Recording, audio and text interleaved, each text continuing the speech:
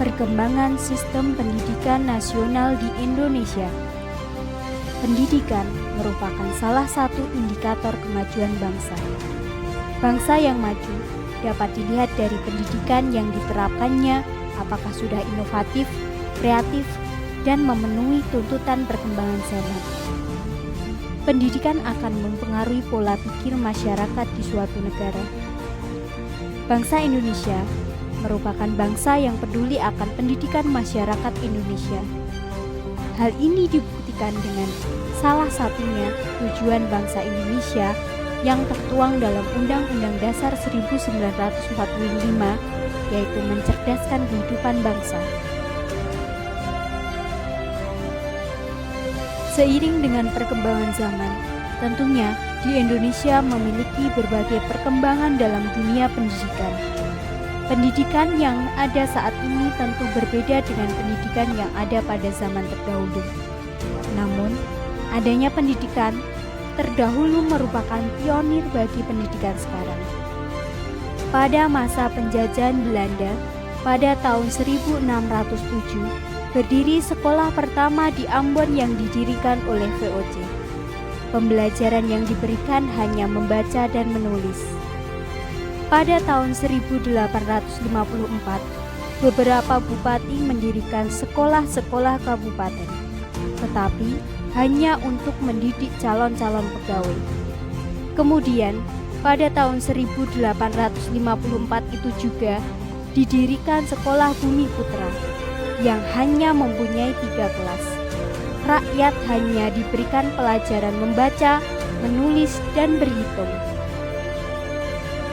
Raden Kartini membuka sekolah gadis di Jepara pada tahun 1903.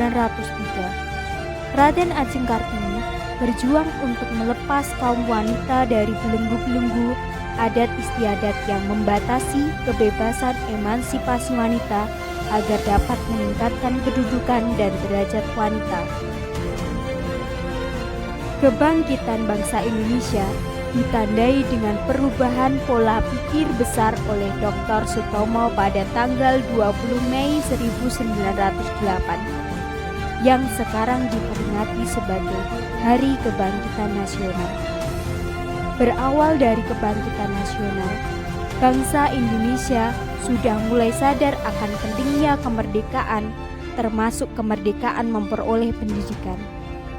Pada saat itu, bangsa Indonesia bukan hanya berjuang melawan penjajah, tetapi juga berjuang melawan kebodohan.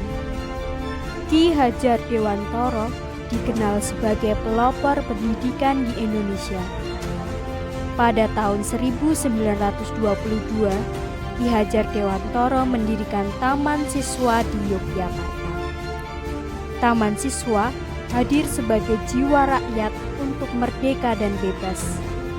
Berjalannya waktu juga menghantarkan berdirinya perguruan-perguruan taman siswa di seluruh kepulauan Indonesia seperti Jawa, Sumatera, Borneo, Sulawesi, Sunda Kecil, dan Maluku. Perjuangan dan kesadaran mendapatkan pendidikan dimulai sejak bangsa Indonesia belum merdeka, di mana Ki Hajar Dewantara berjuang memberantas penjajahan intelektual dengan mendirikan taman siswa. Pendidikan pada saat kolonial hanya diperuntukkan oleh kaum kolonial dan bangsa pribumi. Hal ini dikarenakan target dari pendidikan yang diberikan oleh kolonial adalah orang-orang yang kelak akan memberikan keuntungan dan keberpihakan kepada bangsa kolonial, sehingga bangsa pribumi tidak diberikan akses untuk menempuh pendidikan.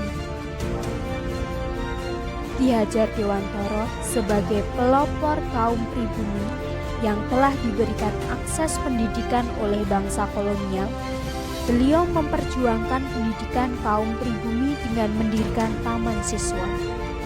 Ki Hajar Dewantara memberikan pendidikan pada kaum pribumi menengah ke bawah agar tidak mudah dibodohi oleh bangsa kolonial. Ki Hajar Dewantara membantu seseorang untuk tumbuh dan berkembang sesuai dengan kodratnya sehingga menjadi pribadi yang utuh dan optimal.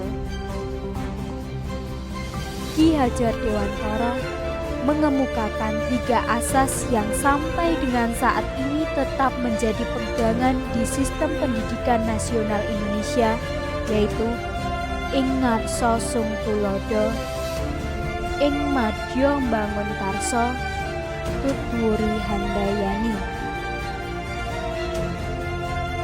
Ketiga asas tersebut jika diimplementasikan kepada guru yaitu ing ngarsa sung tulodo, bahwa guru merupakan sosok panutan bagi peserta didik.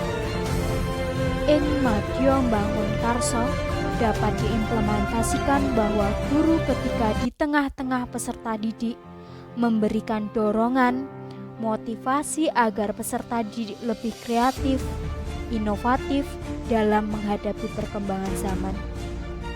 Dan tutwuri handayani dapat diimplementasikan bahwa seorang guru harus mampu menuntun siswa ke jalan yang benar sehingga dapat mengoptimalkan potensi, minat, dan bakat yang dimiliki oleh peserta didik.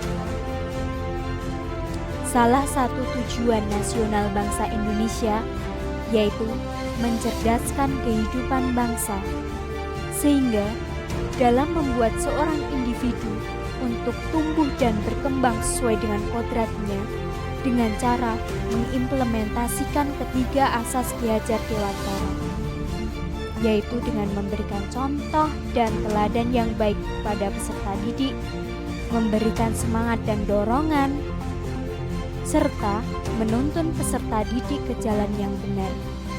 Dengan menerapkan ketiga asas yang dikemukakan oleh Ki Hajar Dewantara tersebut, maka pendidikan Indonesia akan semakin maju dan berkembang. Konsep pendidikan Ki Hajar Dewantara merupakan warisan budaya bangsa Indonesia dan menjadi salah satu kekayaan keilmuan yang dimiliki oleh bangsa Indonesia. Konsep pendidikan Ki Hajar Dewantara pada dasarnya paling sesuai dengan meningkatkan kualitas pembangunan manusia Indonesia seutuhnya maupun pembangunan nasional yang bercirikan kepribadian bangsa Indonesia.